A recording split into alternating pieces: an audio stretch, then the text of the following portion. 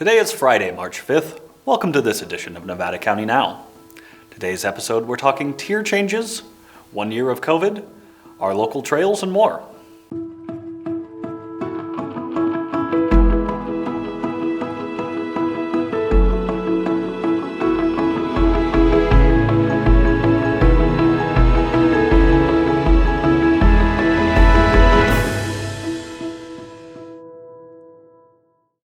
Hello and welcome to Nevada County Now. I'm your host, Cole Pettit. We've seen an increase of 80 COVID-19 cases since last week, bringing our total to 4,012 confirmed cases. 61 cases are currently active with 4 hospitalizations, and the death toll remains at 74. According to the state's data, our adjusted case rate remained at 11.3, but our test positivity rate jumped back up to 5.5% from 3.5% last week. We continue inching ever closer to the red tier, and yesterday, the state announced changes to the tier system that may help us get there even quicker. These new changes are based on vaccines administered to what the state has determined to be the communities most affected by COVID-19 and what they've called the vaccine equity quartile. When 2 million doses of vaccine have been administered to this group statewide, the case rate to qualify for the red tier will be increased from 7 to 10. According to the state's data, approximately 1.6 million doses have been administered to this group already, so it seems likely we'll meet the 2 million mark in the coming weeks. Remember, our current case rate is 11.3, so with continued diligence, we could qualify for the red tier fairly soon. Vaccine administration continues across Nevada County, and with the announcement of the new single-dose Johnson & Johnson vaccine, things are looking promising. Wednesday, Nevada County Public Health hosted a media Q&A where Health and Human Services Director Ryan Groover and Public Health Officer Dr. Scott Kellerman fielded questions. Let's take a brief look. From KVMR, I'm reading reports that recently approved single-dose Johnson & Johnson vaccine is 66% effective overall, while the 2-dose Moderna and Pfizer vaccines are respectively 94 and 95% effective. What does this mean in layman's terms? That's a tough question. And you can't compare the two because they were tested differently. The Johnson & Johnson vaccine, the one-shot dose, is based on a little different platform, based on adenovirus. And it was tested in South Africa and Brazil where there's more variants, and yet it was shown to be exceedingly effective there, where the bulk of the Pfizer and Moderna were tested here, where variants were not problematic. So in order to compare the two, you'd have to test in the same countries at the same time. It's about 85% protective for preventing, serious ailments, serious problems from COVID, as far as preventing death or hospitalizations. So it's an exceedingly effective immunization. And I was just going to add, back when I first heard the percentage on, or the reported percentage on Pfizer, Johnson & Johnson, I had reached out to Dr. Trochet, our deputy health officer, and just said, look, it seems a lot worse than the 95% effectiveness, but I have no context as a layperson in terms of what is a typical vaccine's effectiveness. And she indicated that that's extremely effective for a single dose vaccine. And I think we're echoing what we're starting to hear everywhere, that people should take whatever vaccine they have access to, that all the vaccines are effective. And as Dr. Kellerman indicated, this one has a much lower logistical hurdle for us to get through in order to vaccinate large swaths of the community. So I would encourage people not to vaccine shop and get it when you can with whichever of the 3 you can. Does the approval of the Johnson & Johnson vaccine affect the rollout in Nevada County, and if so, how? So we don't know how many Johnson & Johnson vaccines we'll be receiving. From what they say from their marketing department, 20 million in this month will be delivered. And then by midsummer, another 80 to 100 million doses. And then they've entered in a collaborative relationship with their archenemy, Merck, and to produce the vaccine. And it's a good collaborative effort. Maybe we can learn a lot about those partnerships, Hal. From Ubinet, how's the My Turn notification system coming, and are we to a place where notification should work? Sure. So right now it's still not doing the notification to people that have signed up. We're told that could come as early as this week, and that'll be really a relief to be able to know that people can sign up and they'll be notified when their appointment's posted. So for now, I think we're still using the strategy we did last week, which is just letting people know that this is when appointments are going to be available. That worked last week, and that those appointments filled up at a reasonable pace. It wasn't like a huge crush where we had all the appointments fill up within seconds, and so people were able to get registered. But we're hopeful that will be coming as early as this week. From KVMR, I hear many vaccine hesitant people claim that the PCR test is wildly inaccurate. Is there any validity to that claim? What is a PCR test? Are we using the antigen or a PCR test in Nevada County? Yes, and it's accurate. But if I can expand on it, if it's predicated on how recent your infection is. The further you get out, less likely you're going to find the virus. Because you're going to develop little antibodies. And so, if it's done well by somebody sticks that thing up your nose, initially by healthcare providers knows what it's doing, the accuracy is close to 100%. Same for the antigen. Antigen is just a fragment of the virus that they're testing for. So PCR is incredibly accurate. Who should be getting vaccinated right now, and how can they connect with those vaccine appointments? My Turn is still the best way. You can still visit our website and sign up for the 211 text ballot blast, but My Turn is the best way to sign up. It's getting more user friendly. You got to scroll down and push send at the bottom. That's the only little complication for some people, but yeah, just sign up. And it turns out March 15th is going to be anybody with a chronic disease. And if our friend Joe Biden is right about everybody having a vaccine by the end of April, then it's not going to be any kind of tiered system. It's just going to be open to everybody. I just read a report now. The Pfizer vaccine is looking very promising for people 12 to 16 years of age. That data is going to be released here in the next couple of weeks. So we hope to be able to ascertain whether the vaccine can be used in lower age groups also. New COVID-19 vaccination appointments for the Whispering Pines Clinic in Grass Valley become available for scheduling on Fridays at 12 p.m. on MyTurn. That's myturn.ca.gov. Nevada County will continue to post new appointment availability for the Whispering Pines Clinic at 12 p.m. on Fridays for now. Remember to stay up to date with the latest on the COVID vaccine. You can sign up for text alerts by texting vaccine info to 898-211. You can call 211 to speak to a call specialist.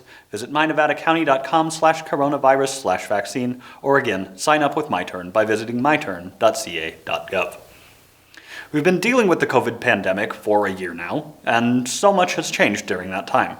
Sonora Slater decided to take a look back over the previous year and talk with community members to find out how attitudes have shifted. Thanks, Cole. Anniversaries are usually a celebration, but I'm guessing all of us have slightly more complicated feelings about the approaching one-year benchmark of COVID-19 shutdowns. Most people have a specific moment that they can tie to when they first realized the pandemic was going to be a big deal, maybe in the form of an important event that was canceled, or a desperate trip to an empty shelved grocery store. An Instagram poll of a group of Nevada County teenagers regarding the first big event they remember being canceled yielded many responses of prom or graduation, while others said that the moment they knew was when Tom Hanks got COVID-19, or when sports were shut down.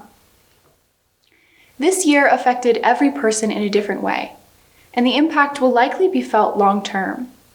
For many, their mental health got worse as they faced anxiety about the unknown and loneliness from isolation.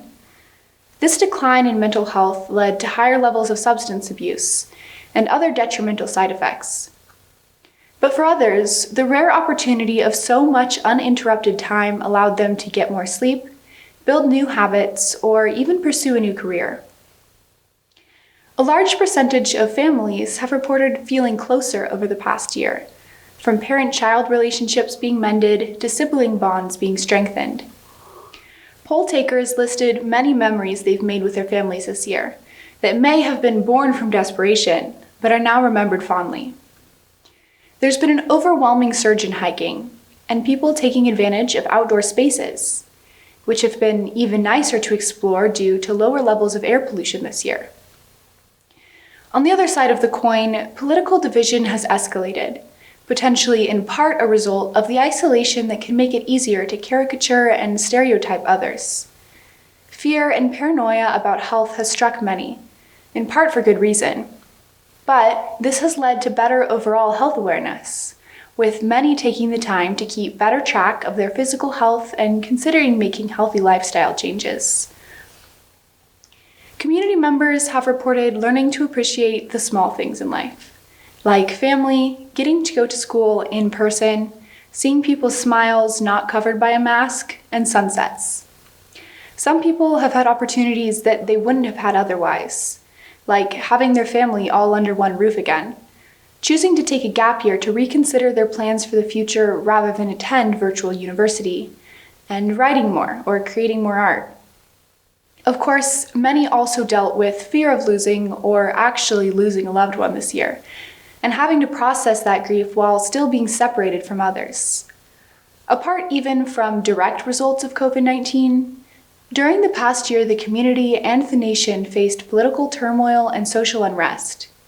Regardless of any positive side effects, there's no mistaking that it's been a hard year. I could go on about all the ways this anniversary marks the beginning of an event that truly changed our world. But in local news, the ways the world changed matter less than the ways the people of our community changed. So I went to downtown Grass Valley to talk to people about their reflections on the past year and their hopes moving forward.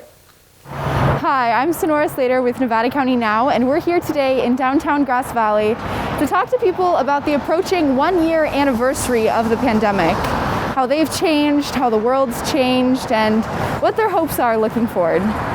I just miss real life. I miss my dance circle the most because that's the best thing that ever happened here ever in Grass Valley. The dance circle, we can't meet in person, it's Zoom, but that doesn't feel real to me. Nothing feels real to me over Zoom and computers. It's gone by very quickly, surprisingly fast for what I thought it was going to be like. Because you would think under those changed conditions that time would drag out as you shelter in place and so on, but it really didn't. It seemed to even go faster. And so there's more work now that it's easing up, and that's a good thing because people need to be occupied. What do you think was the moment that you knew that the pandemic was going to be a big deal? A lot of people have sort of said that they remember a specific moment at the beginning, kind of back in March. Wow, we were living down in the San Diego area, North County, San Diego area, and purchased a house right up near the St. Patrick's Church mid-March. We arrived on the 15th, the day of the shutdown. So it's pretty clear that, this was going to be shut down. At that point, we had no idea. We're almost on a year now. I don't think anyone had an idea that it would last this long. It's a hard place to be in the pandemic because it feels so cut off. And I live in town so I can get around, but then things are closed. Can't even go to the coffee house and write. And you can't go anywhere, and I need a third place. And I used to go in a coffee house and write and set up an altar and write. And I used to be a writer too. I did everything before I lived here. Here there's no room. It's narrow and no room. But so I just miss real life more than ever. It was difficult before, and the pandemic makes it really hard here. Whereas, if I was where I used to be in Carmichael, I'd still do most of the things I could do because they were outside and real and story, and they weren't so dependent on all this civilized nonsense. I see better times ahead, really. And the things we've learned from this pandemic about ourselves, what's important in life, all the stuff that wasn't really essential.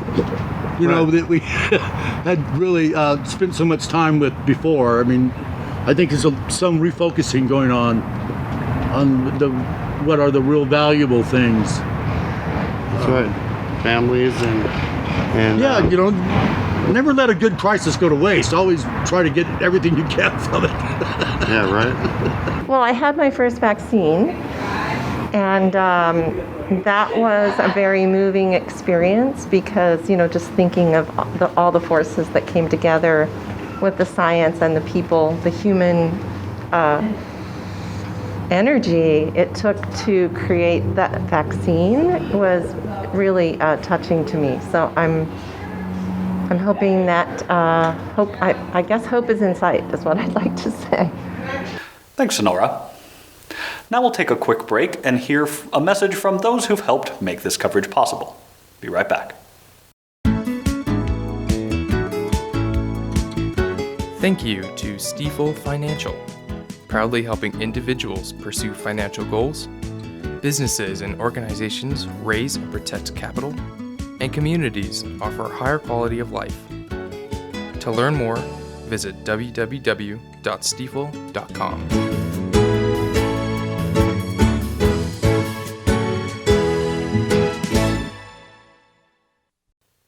Welcome back. So, one of the most valuable and appreciated resources we have in our community is the natural beauty, even more so during this time. Trails serve as the access point to this resource for many. Let's join Mary Jane Hunegart as she explores some aspects of what it takes to create our trails and what may be coming in the future. Hello, Nevada County. I'm Mary Jane, a fellow citizen of Nevada County and NCN's political correspondent. Neighbors, I sure hope you've been able to get outside a bit over the past few days. The frost has been melting by mid-morning, skies are blue, there are butterflies and daffodils, and the mild weather has been perfect for hiking. My husband and I hiked the Buttermilk Bend Trail on Sunday to celebrate our anniversary, and we counted at least 4 different species of wildflowers that were blooming. I even got my Seek app out for a couple of them.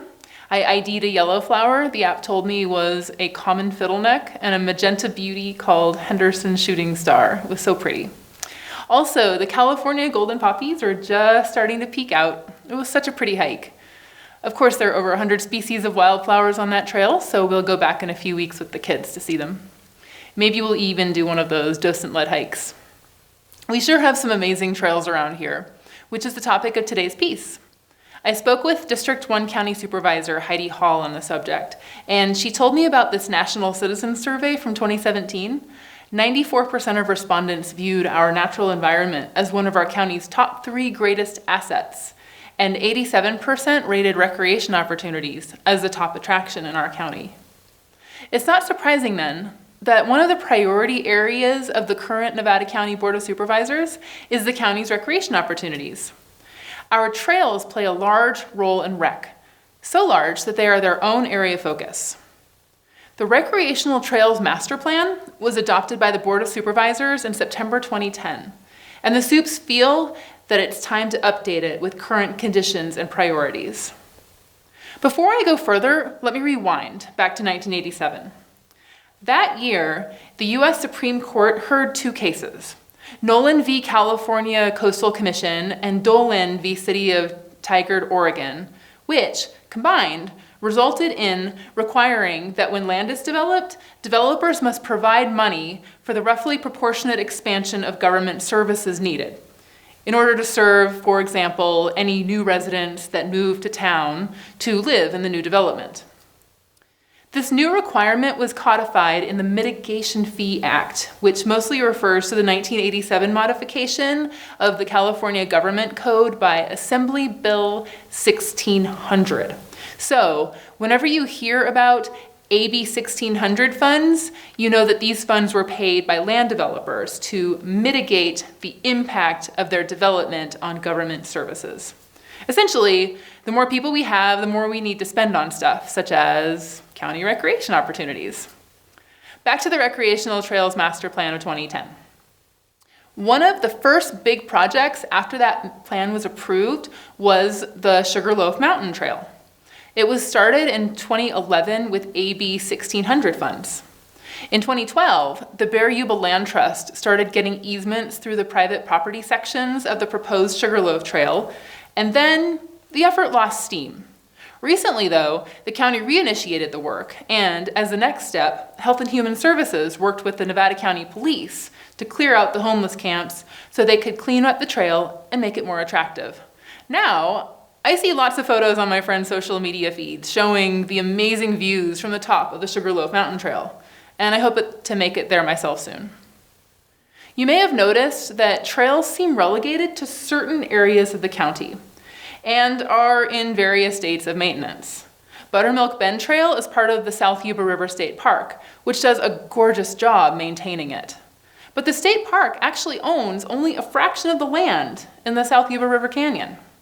I looked at a map of the South Yuba River, which of course is the stretch of Yuba that extends from Lake Spalding and then flows west to Englebright Dam. After the South Yuba flows through Tahoe National Forest, the remainder of the canyon appears to be around 20% or less state parkland, mostly right around the crossings, with the remaining being BLM, Bureau of Land Management land, and a small amount in private ownership.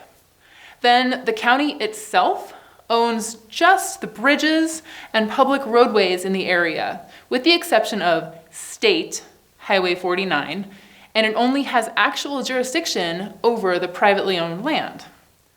That said, the county has taken a leadership role in maintaining the South Yuba River Canyon. In 2013, on an initiative by the Board of Supervisors, the South Yuba River Canyon's owning, controlling, and caretaking entities formed the South Yuba River Public Safety Cohort, which at the time focused on fire prevention. They've actually been meeting monthly since 2017, now with the stated purpose of addressing jurisdictional policy gaps and coordinating public safety and law enforcement efforts in the South Yuba River corridor to mitigate wildfire and other public safety hazards. This work includes overseeing how people use the trails. County Administrative Analyst Sarah Holyhead sent me the cohort's report from last month, as in January 2021. It outlines policy priorities for keeping people and our beloved South Yuba River safe and happy. One major trail that the report mentions, of course, is the Independence Trail, which tragically burned in August's Jones Fire. This trail is a major focus for rebuilding, and in some form, along with trails elsewhere in the county, primarily continuing to improve the Sugarloaf Mountain Trail and the network of myriad NID canal trails. The county is also working with the literal checkerboard of owners along the Pines to Mines Trail to figure out how to connect the different dots. The Pines to Mine project was initiated by former District 5 Supervisor Richard Anderson in 2016 as a scenic, historic, and epic non-motorized, multi-use earthen trail connecting Truckee with Nevada County by building about 14 miles of new trails to link existing trails. The ultimate 80-mile trail is a very cool collaboration with a few other organizations, including Bicyclists of Nevada County. Find out more about it at truckeetrails.org/pines-2-mines. All of these individual trails have their own challenges, of course, and improving them is not going to happen overnight. Supervisor Hall and District 4 Supervisor Sue Hook have agreed to be an ad hoc committee formed to update the Trails Master Plan, which would be a substantive, umbrella-like step toward improving, then managing and marketing the county's trails. They hope NID may be involved as well on behalf of their canal trails, which, if you think about it, are a pretty unique feature of Nevada County. Once our trails are beautiful and can be marketed effectively, well, great trails attract tourism, which brings bucks to our county and local businesses. I should footnote here that while the goal is to serve more of Nevada County with awesome trails, none of these trail projects is down in South County. Down there is the Overland Immigrant Trail, but unfortunately, it is disjointed and runs through wetland areas and ancient, nebulous easements that go through several backyards, even bisecting current outbuildings. I don't know about you, but I'd feel a little strange about someone's tool shed doubling as a shade structure while out on a hike. South County residents interested in advocating for a trail in their neck of the woods, perhaps by modifying the route of the Overland Immigrant Trail or finding another option, may contact Supervisor Hall or Supervisor Hook. If you would like to be involved in the Trails Master Plan, or if there are people you think should be involved that aren't already, The Trails Committee welcomes your input. The first meeting of the Ad Hoc Trails Committee will likely be in March. Visit the Board of Supervisors page at mynevadacounty.org for updates. Definitely stay on the lookout for public workshops that they'll be holding for input and feedback. In the meantime, for more info, go ahead and email me at ncnpolitics@gmail.com, and I'll forward your email on to the right person. Use that same email if you have a question about politics you'd like me to try my best to answer, and I may use it as a topic of an upcoming segment. It has been my privilege to bring you a brief piece on a local political issue. See you again in 2 weeks, same time, same place. I'll be discussing bike lanes. Thanks, Mary Jane. Every year, Nevada County Superintendent of Schools hosts a writing tournament where students from local middle schools gather at the Miners Foundry for a day of writing. The tournament lasts most of the day as students compete in 3 categories: informative writing, creative writing, and persuasive writing. Gathering of that sort was not possible this year with the COVID-19 restrictions, so they created a new competition for young writers, and the 2021 Nevada County Creative Writing Competition was born. 22 7th and 8th grade students from 11 local schools were chosen as the best of their grade to represent their schools in the countywide competition finals. Students were asked to respond to one of 3 prompts, and the stories were judged by a panel of 6 volunteer judges made up of former teachers. The 7th grade winners were in 3rd place, Katie Enos from Grass Valley Charter. In 2nd place, Gianna Roeder from Nevada City School of the Arts. And in 1st, Amelia Regan from Seven Hills. For 8th grade, 3rd place went to Mariposa Freeling from Magnolia. 2nd place, Serena Bueller from Union Hill. And the winner, Aspen DeVere from Nevada City School of the Arts. Great job from all the participants, and congratulations to the winners.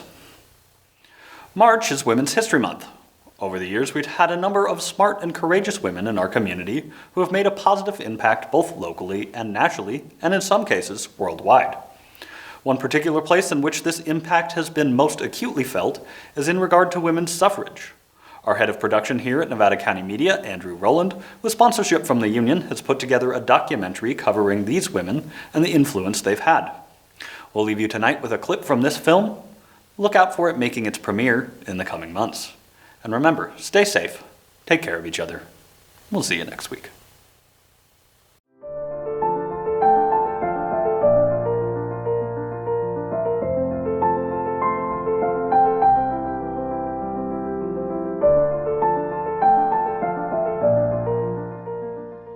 Ellen Clark Sargent, who arrived in Nevada City in 1852, was not among the many uneducated single women who sought financial gain here. The very first night she arrived in Nevada City, they were on a buckboard or something like that. And she looked up at the sky, it was nighttime, and she saw the moon filtering through the trees.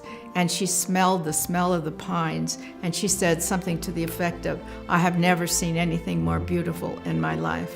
They would plant gardens, and they would talk about, some of them wrote about, how much they enjoyed the sound of the thousands of birds that were here then, and how much they enjoyed spring in Nevada City and Grass Valley. Their lives were different, but they were richer in many ways. Everybody else pales in comparison to what the Sargents did and their contribution to it all. And to think that it took place right here in Nevada County